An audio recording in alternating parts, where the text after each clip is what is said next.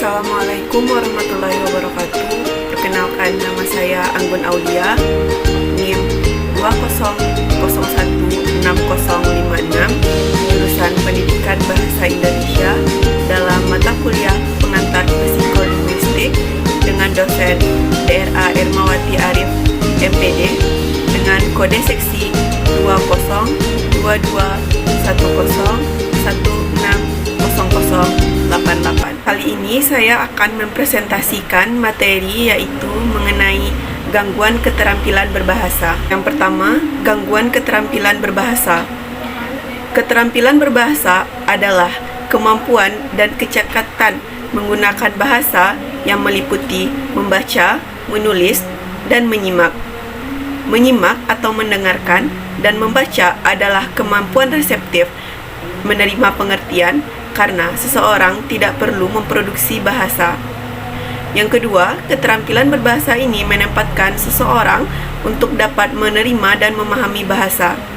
Keterampilan ini disebut sebagai keterampilan pasif. Sebaliknya, keterampilan yang produktif adalah berbicara dan menulis, karena seseorang memproduksi bahasa. Dua keterampilan ini disebut sebagai keterampilan aktif. Gangguan berbahasa merupakan salah satu pembahasan dalam psikolinguistik. Gangguan-gangguan berbahasa akan mempengaruhi proses berkomunikasi dan berbahasa. Gangguan berbahasa merupakan halang rintangan dan sesuatu yang menyusahkan seseorang dalam mengucapkan bunyi-bunyi, artikulasi atau kata yang mengekspresikan, mengatakan serta menyampaikan pikiran, gagasan, dan perasaan. Jika seseorang tidak berkomunikasi dengan sesamanya secara sempurna, mereka dapat dikatakan mengalami gangguan atau kelainan bahasa. Gangguan bahasa dapat terjadi jika komunikasi seseorang menyimpang jauh dari bahasa yang digunakan oleh anak-anak normal. Yang B, jenis gangguan keterampilan berbahasa. Di sini dapat dilihat bahwa gangguan keterampilan berbahasa dapat dibagi atas. Pertama, gangguan keterampilan menyimak. Kedua, gangguan keterampilan berbicara. Ketiga, gangguan keterampilan membaca. Dan keempat, gangguan keterampilan menulis. Berikut adalah penjabaran jenis gangguan keterampilan berbahasa. Pertama, gangguan keterampilan menyimak. Menurut WJS, Purwadarminata mengatakan bahwa menyimak adalah mendengarkan, mempertahankan apa yang dikemukakan orang. Dalam menyimak sendiri ditemukan beberapa gangguan-gangguan yang mempengaruhi proses kegiatan menyimak. Fisik yang prima merupakan modal utama bagi penyimak. Menurut Hermawan, faktor yang mempengaruhi proses menyimak yaitu: pertama, faktor fisik. Keefektifan dan kualitas sebuah kegiatan menyimak dipengaruhi oleh fisik. Kondisi fisik yang menentukan dalam menyimak yaitu kondisi fisik jauh di bawah gizi normal, sangat lemah, dan mengidap penyakit fisik sehingga perhatian dangkal. Lingkungan fisik juga berpengaruh dalam kegiatan menyimak. Lingkungan yang menentukan yaitu suara atau bunyi bising, para hadirin yang berjalan ke sana kemari sehingga mengganggu orang yang sedang menyimak. Ketiga, siswa yang membawa benda yang dapat mengganggu seperti HP, kelereng, dan lain sebagainya. Yang kedua, yaitu faktor psikologis. Faktor psikologis melibatkan sikap dan sifat pribadi. Faktor psikologis yang dimaksud ialah kurangnya simpati terhadap pembicara. Dua, keegosentrisan atau mementingkan diri sendiri, yaitu sikap penyimak yang hanya mementingkan diri sendiri sehingga pembicara dan apa yang disampaikan oleh pembicara tidak ditanggapi dengan serius. Ketiga, pandangan yang tidak luas, yaitu wawasan penyimak terhadap bahan simakan yang menimbulkan salah makna terhadap apa yang disampaikan pembicara. Keempat, bosan dan jenuh. Kelima, sikap tidak sopan. Tiga, faktor pengalaman. Pengalaman sangat dibutuhkan dalam menyimak, seperti pertama, kosakata. Kedua, sikap yang antagonistik. Sikap-sikap yang menentang serta bermusuhan timbul dari pengalaman yang tidak menyenangkan. Ketiga, pertumbuhan dan perkembangan sikap mempengaruhi minat menyimak. Keempat, faktor sikap. Pokok pembicaraan simak secara seksama dan penuh perhatian, memilih topik yang disenangi oleh para penyimak. Pembicara harus memahami sikap penyimak, serta penampilan pembicara yang mengisyarat, yang mengasyikkan dan mengagumkan, sehingga membentuk sikap positif. Kelima, faktor motivasi. Faktor motivasi yang menentukan yaitu penyimak harus percaya bahwa penyimak mempunyai sifat kooperatif, tenggang hati, dan analitis sehingga bisa menjadi penyimak yang baik dan unggul. Kedua, penyimak tidak yakin akan memperoleh sesuatu yang berharga dan berguna dari pembicaraan. Ketiga, memiliki motivasi yang kuat dalam mengerjakan sesuatu, terutama menyimak. Keempat, melibatkan sistem penilaian kita sendiri sehingga kita dapat memperoleh sesuatu yang berharga dari isi pembicaraan itu. Dengan sendirinya kita akan bersemangat untuk menyimaknya. Keenam, faktor jenis kelamin. Perbedaan gaya menyimak laki-laki dan wanita menurut Ridwan yaitu laki-laki cenderung bersifat objektif, aktif, keras hati, analisis, rasional, tidak mau mundur, netral, intrusif, berdikari, swasembada, dan menguasai emosi. Sementara wanita lebih cenderung subjektif, pasif, simpatik, difusif, sensitif, mudah terpengaruh, cenderung memihak, mudah mengalah, reseptif, bergantung, dan emosional. Ketujuh, faktor lingkungan. Yang pertama adalah lingkungan fisik. Di dalam ruangan, guru harus dapat mengatur dan menata letak meja dan kursi sedemikian rupa. Sarana kerja harus ditempatkan berdekatan satu dan lainnya, sehingga para siswa dapat berkomunikasi dengan baik. Guru harus berbicara dengan suara yang menyenangkan. Guru harus menampilkan kegiatan yang dapat memotivasi. Yang kedua, lingkungan sosial. Gangguan menyimak juga dapat diketahui dari adanya sebuah diagnosis. Menurut Tordik dan Hagen, diagnosis dapat diartikan sebagai upaya atau proses menemukan kelemahan atau penyakit apa yang dialami oleh seseorang. Dengan melalui pengujian dan studi yang seksama mengenai gejala-gejala dan diagnosis yang ada, kesulitan pelajaran menyimak diakibatkan oleh adanya kecelakaan yang mengakibatkan terganggunya indera pendengaran, adanya gangguan pendengaran sehingga kesulitan dalam pembelajaran menyimak, serta cederanya organ-organ telinga. Yang kedua, gangguan keterampilan berbicara.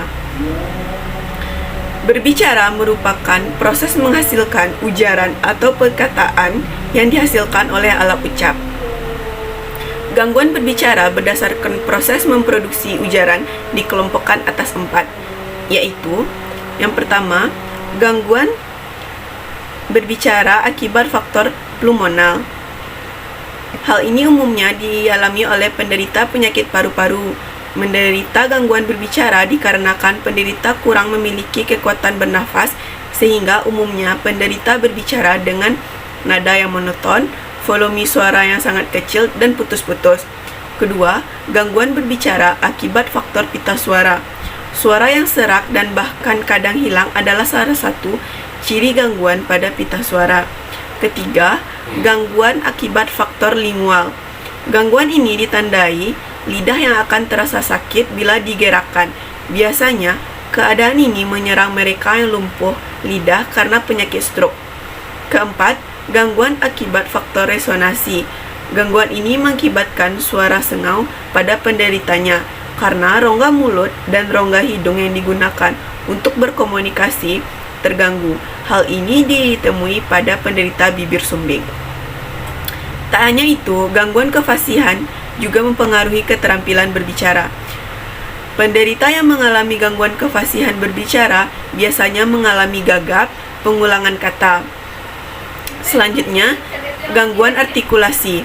Artikulasi melibatkan organ seperti lidah, gigi, bibir, dan palatal. Gangguan ini diakibatkan oleh kanker mulut dan tenggorokan, serta bawaan dari lahir. Selanjutnya, gangguan suara, yaitu meliputi gangguan kualitas bunyi dan gangguan kenyaringan. Gangguan suara dapat berupa kemonotonan nada, parau, serak, dan lain-lain. Yang ketiga, yaitu gangguan keterampilan membaca. Disleksia adalah hilangnya kemampuan untuk membaca disebut aleksia dan hilangnya kemampuan untuk menulis disebut agrafia. Disleksia merupakan sebuah kondisi ketidakmampuan belajar pada seseorang yang disebabkan oleh kesulitan dalam melakukan aktivitas membaca dan menulis. Pemicu disleksia adalah kelainan neurobiologis yang ditandai dengan kesulitan dalam mengenali kata dengan tepat, baik dalam pengejaan dan penggodaan simbol. Menurut Darjowijojo, faktor penyebab utama disleksia yaitu faktor pendidikan. Disebabkan oleh metode yang digunakan dalam mengajarkan kata sebagai suatu kesatuan daripada mengajarkan kata sebagai bentuk bunyi dari suatu tulisan. Ahli lain menyebutkan bahwa mengkomunikasikan pendekatan kata utuh dan metode fonetik merupakan cara yang efektif dalam pengajaran membaca. Kedua, faktor psikologis. Disleksia masuk ke dalam gangguan psikologis sebagai akibat dari tindakan kurang disiplin, tidak memiliki orang tua, serta sering pindah sekolah, kurangnya kerjasama dengan guru, atau penyebab lainnya. Stres juga mengakibatkan disleksia juga dapat memperburuk masalah belajar. Ketiga, faktor biologis. Disleksia merupakan akibat dari penyimpangan fungsi bagian-bagian dari otak. Kematangan otak pada disleksia lebih lambat. Yang keempat, kecelakaan. Gangguan kemampuan membaca akibat kerusakan saraf otak sehingga otak kiri korteks oksipital bagian belakang terganggu. Kerusakan ini disebabkan oleh kecelakaan. Kerusakan ini, otak tidak berfungsi mengenali semua citra yang ditangkap indera penglihatan karena ada gangguan sambungan antara otak kiri dan otak kanan. Menurut Marker, ciri-ciri kesulitan membaca yaitu norma membaca, kekeliruan mengenai istilah, kekeliruan pemahaman, serta gejala-gejala serba aneka. Yang keempat, gangguan keterampilan menulis. Kesulitan belajar menulis disebut juga dengan disgrafia. Kesulitan belajar menulis yang berat disebut juga agrafia. Disgrafia menunjukkan pada ketidakmampuan mengingat cara membuat huruf atau simbol-simbol matematika. Menurut Yuso, 2003, disgrafia ditandai dengan adanya gangguan atau kesulitan dalam mengikuti satu atau lebih bentuk pengajaran menulis dan keterampilan yang terkait dengan menulis, seperti mendengarkan, membicara, dan membaca. Lerner 2000 menyatakan bahwa ada beberapa faktor yang menyebabkan disgrafia, yaitu gangguan motorik anak, gangguan perilaku yang dialami anak, gangguan persepsi pada anak, gangguan memori, gangguan tangan pada anak, dan gangguan anak pada saat memahami intrusi, serta gangguan kemampuan dalam melaksanakan cross-modal. Gejala-gejala yang sering muncul pada anak disgrafia pada saat proses menulis oleh Julie Kendall dan Dina Stanfisian yaitu kemampuan verbal kuat tetapi keterampilan menulis masih miskin. 2. Banyaknya kesalahan tanda baca atau malah tidak menggunakan tanda baca sama sekali. Ketiga, banyak melakukan kesalahan ejaan atau bisa juga terjadi tulisan terbalik. Keempat, terdapatnya inkonsistensi dalam penggunaan huruf besar dan huruf kecil. Kelima, ukuran huruf tidak teratur. Keenam, bentuk berubah-ubah, besar kecil, tegak, dan miring. Terjadi unfinished, penghilangan huruf atau kata. Ketujuh, terjadi ketidakkonsistenan dalam penggunaan halaman, spasi antar kata, antar huruf, dan penggunaan margin. Ada kesalahan dalam memegang pensil. Berikutnya, berbicara dengan diri sendiri saat menulis. Kesalahan berikutnya yaitu ketika menulis atau menyalin sangat lambat.